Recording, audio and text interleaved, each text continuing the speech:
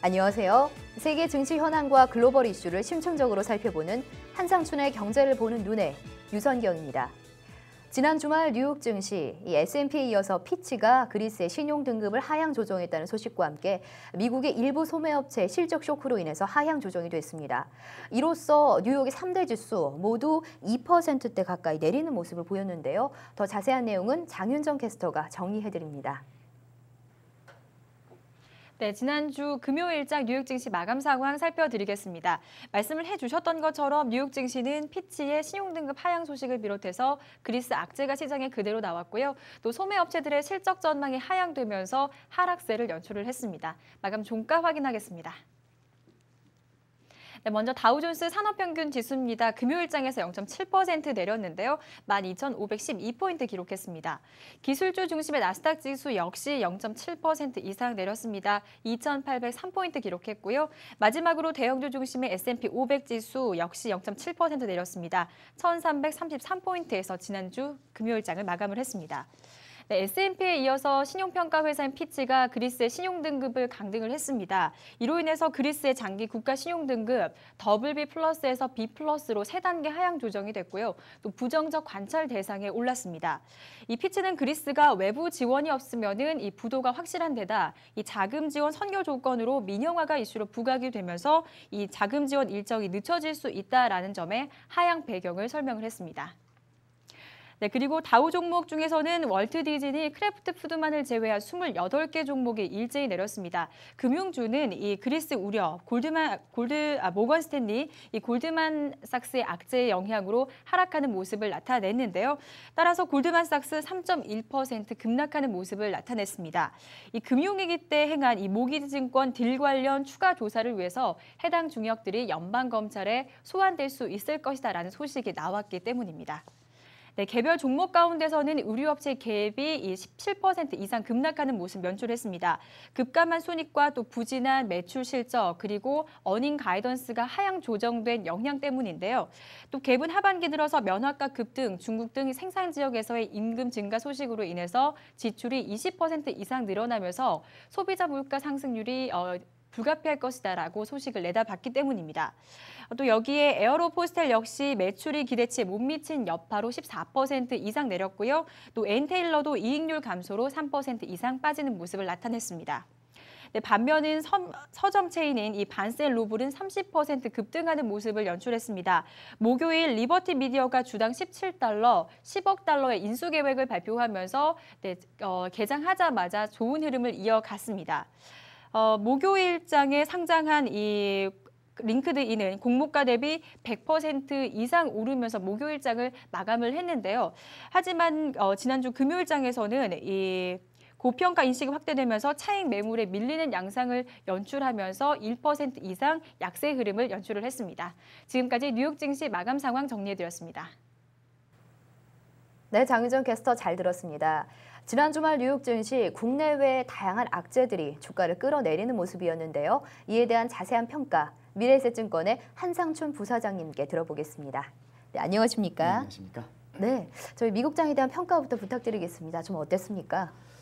지난 주말에는 사실 유럽의 재정위기 문제 이것이 불거진 것이 사실 그 증시를 많이 끌어냈다고 보시면 되겠습니다. 네. 역시 이 문제에 대해서는 그동안 많이 지적됩니다는 저희들이 이 방송을 통해서 그리스 문제는 사실 외부의 그 구제금리가 없으면은 디폴트에 이어서 모라토리움까지 이렇게 우려되는 상황이다 하는 것을 말씀을 드린 적이 있습니다는 공교롭게도 스탠다드 푸어사 세계 3대 신용평가기관이 지금 그리스는 외부 지원 없이는 사실상 모라토리움이다는 이런 그 평가가 내리면서 국가 그 신용 등급을 투기 등급까지 이렇게 떨어지는 모습 보였지 않습니까? 예. 그래서 지금 자체에서는 왜 이렇게 우려가 제기되냐면 그동안 그 구제금융을 줄 때는 구제금융을 먼저 주고 그 다음에 구제금융 수혜국인 그리스를 비롯한 피그스 국가에 나중에 그 개혁과 구정을 요구하는 쪽으로 이렇게 됐습니다는 지난번에 열렸었던 유럽 그 재정 회의를 계기로 해서 이 지원 방식이 바뀌고 있습니다. 예. 우리가 극단적으로는 그 샤크 독트린 충격요법을 쓸 것이다 하는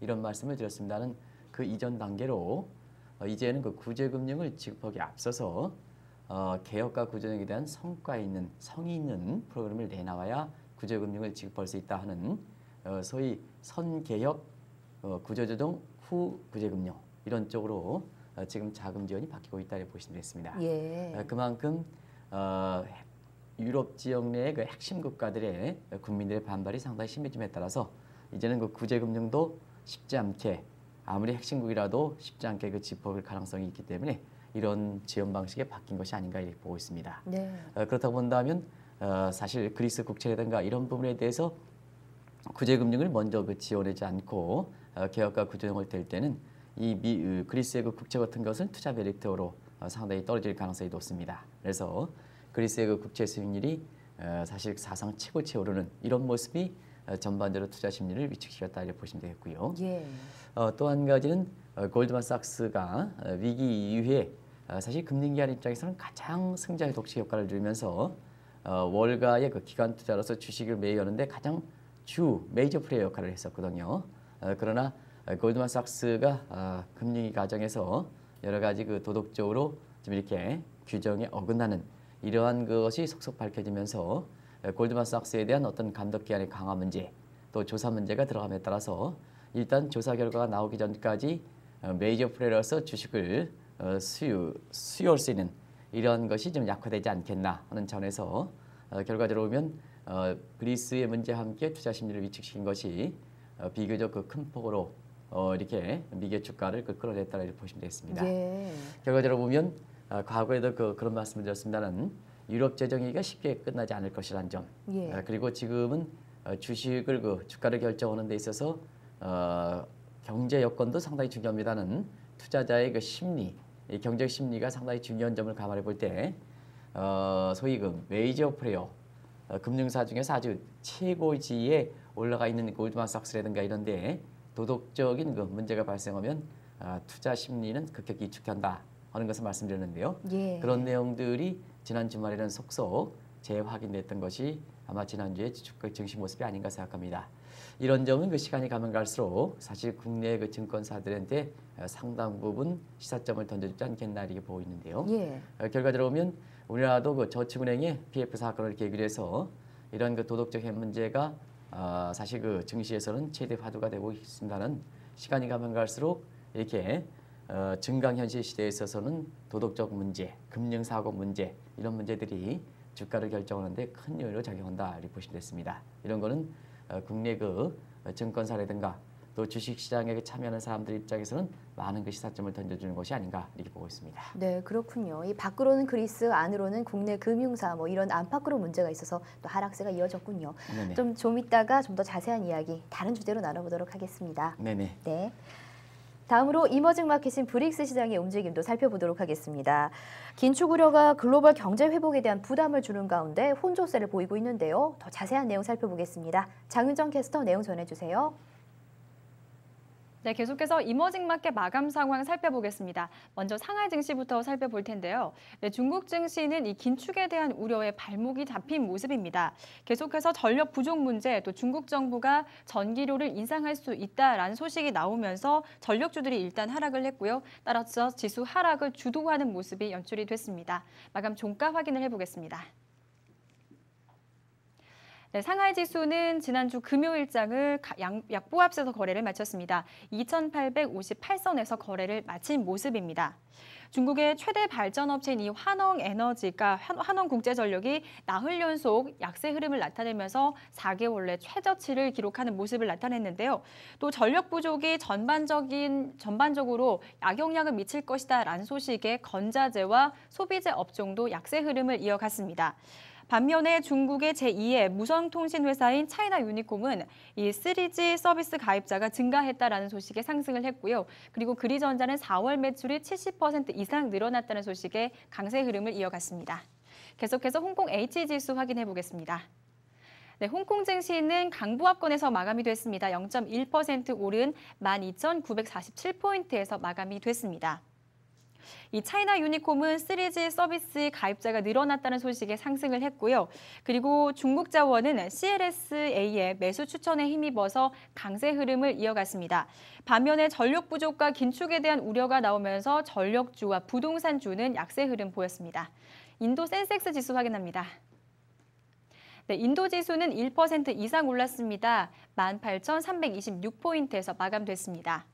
기업 실적이 시장에 긍정적인 호재가 됐습니다. 이 최대 민간 전력사인 타타파워는 연간 수익이 증가했다라고 해서 지수 상승을 견인하는 모습을 보였고요. 또 여기에 최대 엔지니어링 업체인 라르센앤터보는 수익 증가와 투자 의견 상향 소식에 증시 상승을 견인하는 모습을 보였습니다. 그리고 전반적인 업종 대부분 강세 흐름 이어갔습니다. 계속해서 러시아 RTS 지수 확인합니다. 네, 러시아 지수는 1% 이상 빠졌습니다. 1.8% 내린 1,825포인트에서 마감 종가를 형성을 했습니다. 석탄 생산업체인 KBTK는 이 분기 실적 전망이 둔화된 것으로 나타나면서 하락을 했고요. 또 국제유가가 하락하면서 로즈네프트도 하락하면서 지수 약세를 이끈 모습을 보였습니다. 마지막으로 브라질 보베스파 지수 확인합니다. 네, 보베스파 지수 강보합권에서 마감이 됐습니다. 62,596포인트에서 마감 종가 형성을 했습니다. 최근 약세에 따라서 주가는 저가 메리트가 시장에 부각이 되면서 시장에 매수세가 유입이 되면서 상승하는 모습을 나타냈는데요. 5월 전반에 인플레이션 상승세가 시장의 예상치를 밑돌게 나타나면서 투심을 개선하는 모습을 보였습니다. 그리고 추가적인 이 긴축 우려가 완화됐다라는 소식에 주택개발과 소매 업종도 상승하면서 지수 상승을 견인하는 모습을 나타냈습니다. 지금까지 이머징 마켓 마감 상황 정리해드렸습니다.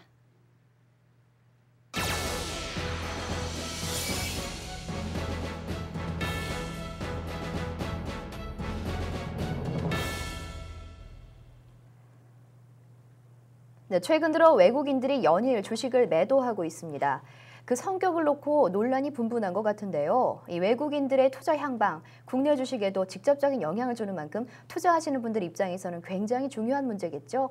그래서 오늘은 이 외국인 매도 성격 논쟁, 한국 증시의 본격 이탈 신호인가 아닌가에 대한 이야기 나눠보도록 하겠습니다. 궁금하신 사항 있으신 분들 댓글 이용해서 질문 주시기 바랍니다. 계속해서 한상춘 부사장님과 이야기 나누도록 하겠습니다. 네, 부사장님. 네네. 최근 들어서 이 매도세가 좀 많이 보이고 있습니다. 한동안은 매수세가 많았었는데 왜 이런 현상 나타나는지, 그리고 그 논란의 핵심부터 좀 짚어주시죠. 가장 관심사죠. 네, 국내 증시 그렇습니다. 입장에서는 그 외국인들이 많이 국내 증시에 좌우하다 보니까 최근에 한 10일 가깝게 외국인들이 매도하고 있는데요. 그 매도에 대해서 성격 논쟁이 상당히 많은 것이 지난주에 내내 있었다 이렇게 보시면 되겠습니다. 예.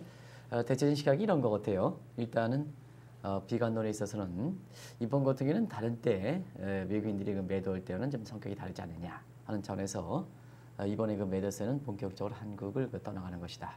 그래서 다시 돌아올 때는 상당 기간이 거쳐야 된다 하는 이런 시각을 좀 제시하는 시각도 있고요. 예. 그러나 긍정적 시각은 역시 주식이 오르면 팔아서 이익을 실현하기 때문에 이 차익 실현이 성격이 강하지 않느냐 하는 차원에서 사실상 올해 이머징 마켓 국가 중에서 국내 주가가 가장 많이 오른 만큼 차익적 성격을 띈다. 그래서 다른 국가의 상대적인 기대 수익률이 다시 조절이 되면 국내 증시에 다시 오지 않겠나 하는 이런 시각을 제시하고 있는데요. 그렇군요. 비단 이 문제는 한국뿐만 아니라 다른 신흥국에서도 동시에 제기된다. 특히 주가가 많이 오른 국가일수록 이런 문제가 지금 제기되고 있는 것이 하나의 특징이다 이렇게 보시면 되겠습니다. 예. 그렇다면요, 먼저 이 외국인 매도세 성격을 이해하기 위해서는 글로벌 유동성부터 살펴봐야 할 것 같은데 현재 글로벌 유동성은 좀 어떻게 되고 있습니까? 이 글로벌 유동성이 이제 상당히 중요한 것은 역시 글로벌 유동성이 좀 위축되거나 위축될 우려가 있으면 우리가 이제 마진콜의 딜레버리지 이 이론 이것은 이제 설명드렸기 때문에 굳이 시간 관계상 말씀드리지 않을게요. 예. 그래서 유동성이 축소되면 금융사에 자금을 운용할 수 있는 규모가 축소하게 된다면 금융사별로 일정 부분의 자금을 유지하는 그런 계획이 있거든요. 그 계획이 향후에 유동성이 좀 떨어진다 하면 다른 데 투자했던 것을 회수하는 이러한 이론이 바로 마진콜의 딜레버리지 이론이다 이렇게 보시면 되는데요. 예. 그렇다 본다면 유동성이 축소될 경우에는 결과적으로 주가가 오르는 한국이라든가 이런 이머징 마켓에서 기존에 투자했던 투자 자산을 회수할 가능성이 높기 때문에 이 문제는 외국인들의 매매 향방이 상당히 중요하다고 보시면 되겠습니다. 그런 각도에서 지금 전 세계적으로 보면 인플레 문제 때문에 금리를 좀 올리는 과정에서 긴축적인 우려가 제기돼서 특히 정책적인 문제만 생각해서 글로벌 유동성을 생각하면 실제 축소 여부와 관계없이 투자자라든가 이런 사람들한테 축소 우려가 제기될 수 있다 하는 것을 말씀드리는데요. 예. 그러나 증시에서 유동성 장세라든가 금융사의 캐시플로 상황은 사실 증시 주변 자금과 많이 맞물려 있습니다. 그런 측면에서 정책적인 측면에서 유동성의 축소 우려가 제기된다 하더라도 지금은 시장 요인에서 사실상 유동성이 많이 공급되는 이건 이제 무슨 얘기냐면 퇴장됐던 통화가 다시 이제 시중에 나오거나 은행에 넣었던 자금들이 머니 무비 현상에 따라서 증시로 나오는 이런 현상에 의해서 정책 교육에 의한 유동성 축소 우려를 좀 불식시킬 정도로 이것이 많아지면 글로벌 유동성에서는 투자 자금의 가용 규모에 있어서는 그렇게 큰 문제가 생기지 않거든요. 예. 그런 각도에서는 아직까지는 글로벌 유동성이 크게 축소됨에 따라서 축소될 우려가 제기됨에 따라서 외국인들이 국내 증시에서 이탈하는 것은 이탈하는 그런 성격으로 보기는 좀 어렵지 않느냐 이렇게 보고 있습니다. 네. 그래서 가장 먼저 외국인의 매매 동향을 볼 때는 그동안 주가 상승의 큰 요인 중에 하나가 위기를 당한 미국의 금융사들이 캐시플로가 충당하는 과정에서 이 자금 가지고 상대적으로 많이 떨어졌던 이러한 지역에 투자하는 과정에서 한국 주가가 많이 올랐기 때문에 글로벌 유동성의 축소 여부는 외국인 매매 동향이 아주 중요하다. 그러나 아직까지는 그런 성격을 볼 수는 없다 하는 것을 말씀드립니다. 네. 그렇다면 이 글로벌 경기가 어떻게 되느냐도 사실 중요할 것 같은데 향후 경기 향방을 놓고도 논쟁이 좀 뜨거운 걸로 알고 있습니다. 네, 유동성 축소와 경기 문제는 동일한 소지죠. 네. 그래서 향후의 경기가 비관적으로 전망된다면 역시 기존의 투자 자금을 회수할 수밖에 없다. 차익을 실현해서 회수할 수밖에 없다 하는 점에서 외국인의 이탈과 맞물려 있기 때문에 그렇습니다. 예. 최근에 미국을 비롯해서 주요 국가들의 경기 지표가 사실 4월 이서부터 단기 지표가 많이 부진한데요. 그렇죠. 이걸 두고 이번에 사실상 미국 경제가 또 글로벌 경제가 궁극적으로 이 단기 지표가 부진한 것을 계기로 해서 다시 한번 경기가 둔화되는 것이 아니냐는 더블딥. 그 다음에 지금의 경제 지표가 일시적인 현상이다 해서 다시 본래 기도로 돌아간다는 소프트 패치 이런 시각이 우리가 일전에 미국 경제 1, 4분기 성장률이 하락된 것을 계기로 해서 이 문제를 점검해 드린 적이 있는데요. 예.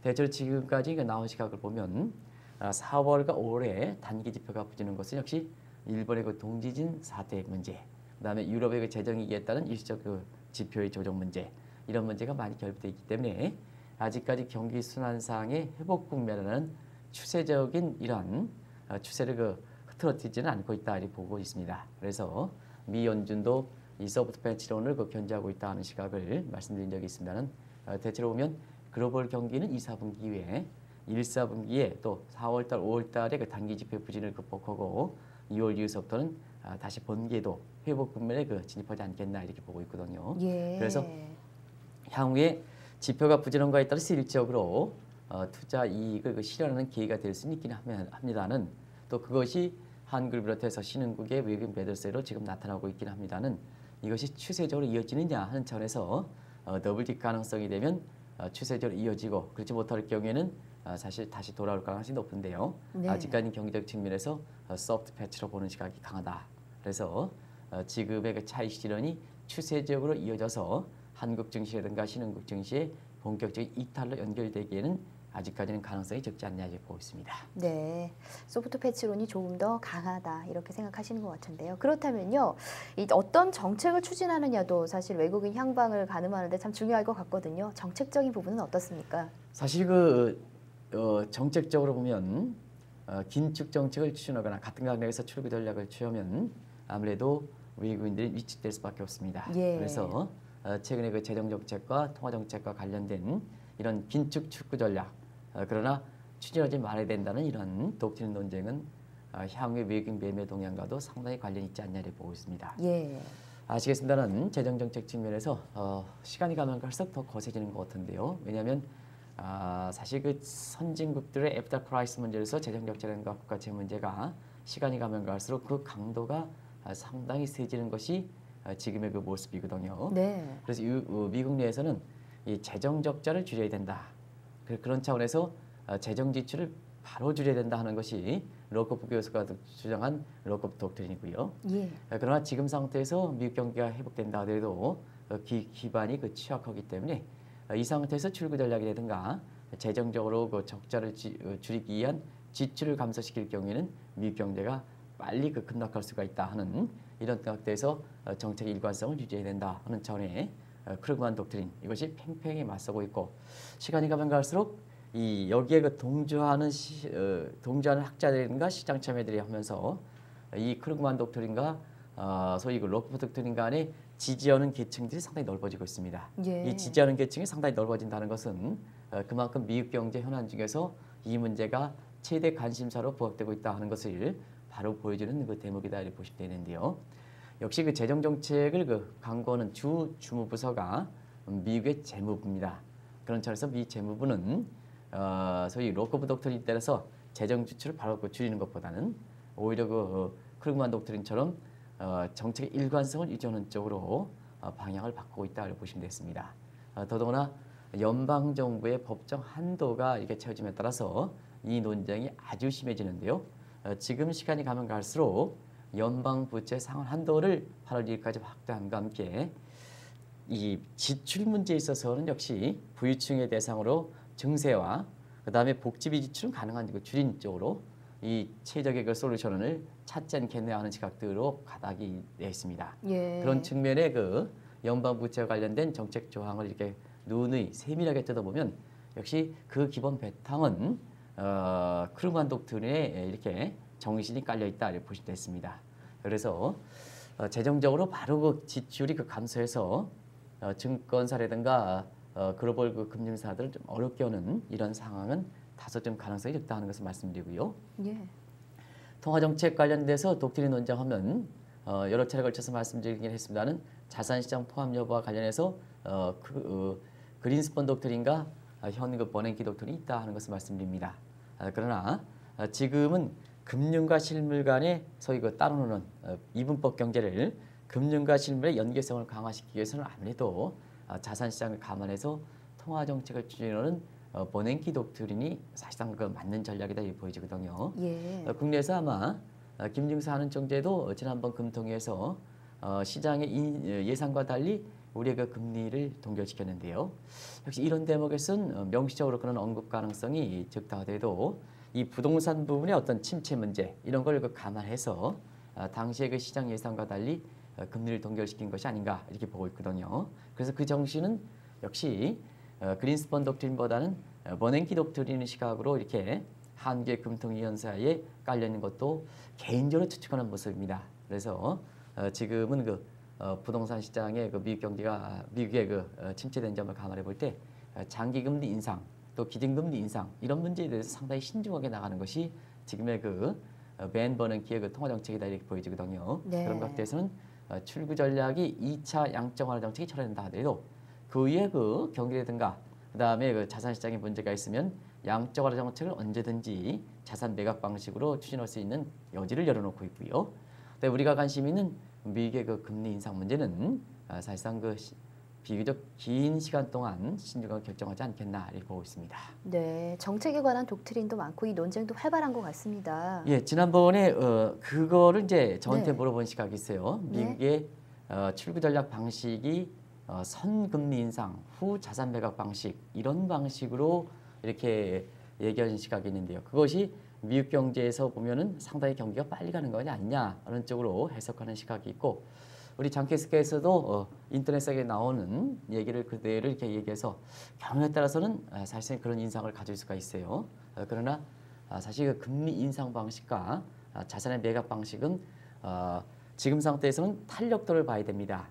지금 상태에서 금리 인상이 된다 하더라도 시중의 유동성을 흡수하는 탄력도는 상당히 떨어진 상태입니다. 왜냐하면 네. 미국의 금리가 유동성 함정에 빠져 있기 때문에 지금은 금리를 일정 부분에 조정하더라도 시중의 유동성을 환수하는데 그렇게 효과가 없기 때문에 사실 금리를 인상할 경우에는 시장의 기대 심리라든가 이런 식물을 차단시켜서 사실 효과를 내는 측면이 강하다 이렇게 보여지거든요.